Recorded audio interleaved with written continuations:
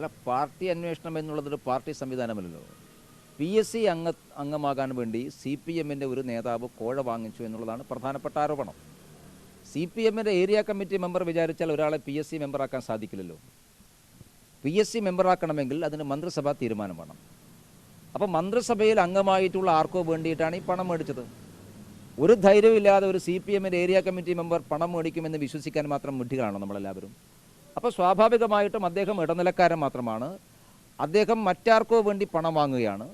അതുകൊണ്ട് ഇതിനെക്കുറിച്ച് അന്വേഷണം ഉണ്ടാവേണ്ടത് പാർട്ടി തലത്തിലല്ല, സർക്കാർ ഇതിനെക്കുറിച്ച് അന്വേഷിക്കണം. സംസ്ഥാന സർക്കാരിലെ ഒരു മന്ത്രി ഈ കാര്യത്തിൽ പ്രതിയായതുകൊണ്ട് PSC നിയമനങ്ങളടക്കമുള്ള എല്ലാ വിഷയങ്ങളെ സംബന്ധിച്ചിടത്തോളം വലിയ അഴിമതി നടത്തിയിട്ടുണ്ട്. അതുകൊണ്ട് ആ അഴിമതിയെക്കുറിച്ച് CBI അന്വേഷണം വേണമെന്ന് BJP ആവശ്യപ്പെടുന്നു. ഈ കാര്യത്തിൽ മാത്രമല്ല, 18 20 PSC മെമ്പർമാരാണ് കേരളത്തിലുള്ളത്. എന്തിനാണ് ഇത്രയധികം PSC മെമ്പർമാരുള്ളത് നേരത്തെ തന്നെ ചോദ്യമാണ്. ഈ മെമ്പർമാരെല്ലാം ഇങ്ങനെ നിയമിക്കപ്പെട്ടതാണോ എന്ന് സ്വാഭാവികമായിട്ടും സംശയമുണ്ട്. ഇതിപ്പോൾ പുറത്തു വന്നുകൊണ്ടാണല്ലോ നമ്മൾ മനസ്സിലാക്കിയത്. ഒരു യോഗ്യതയുമില്ലാതെ ഗവർണർ തന്നെ ഒന്നിലേറെ പ്രാവശ്യം മടക്കിയിട്ടുള്ള ചില ആളുകൾ ബയോഡാറ്റ നോക്കി ക്രിമിനൽ കേസുകൾ പ്രതികളാണ് എന്ന് ബോധ്യമായതിൻ്റെ അടിസ്ഥാനത്തിൽ അവരെ PSC മെമ്പർമാരാക്കാൻ പറ്റില്ല എന്ന് ഗവർണർ നോട്ട് എഴുതിയിട്ടുള്ള പല ആളുകളെയും മന്ത്രിസഭ വീണ്ടും ഗവർണറിലേക്ക് അയച്ചുകൊണ്ട് അവരെ PSC മെമ്പർമാരാക്കിയിട്ടുണ്ട്.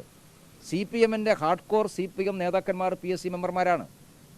അപ്പോൾ അതൊക്കെ ഇങ്ങനെ കോഴ വാങ്ങിയിട്ടാണോ എന്ന് സ്വാഭാവികമായിട്ടും ആളുകൾ സംശയമുണ്ട്.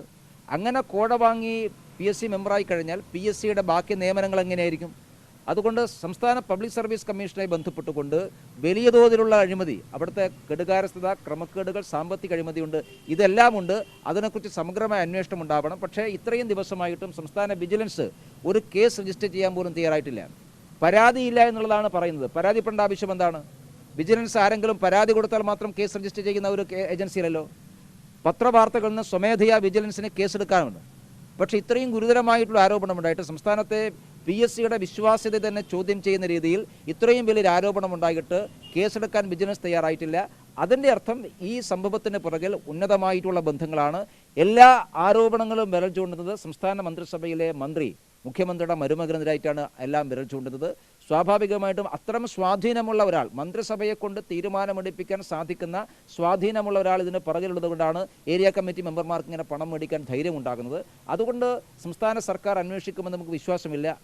സ്വാഭാവികമായിട്ടും അത്തരമൊരു സാഹചര്യത്തിലാണ് ഒരു CBI അന്വേഷണം ഉണ്ടാവണമെന്ന് ഞങ്ങൾ ആവശ്യപ്പെടുന്നത്.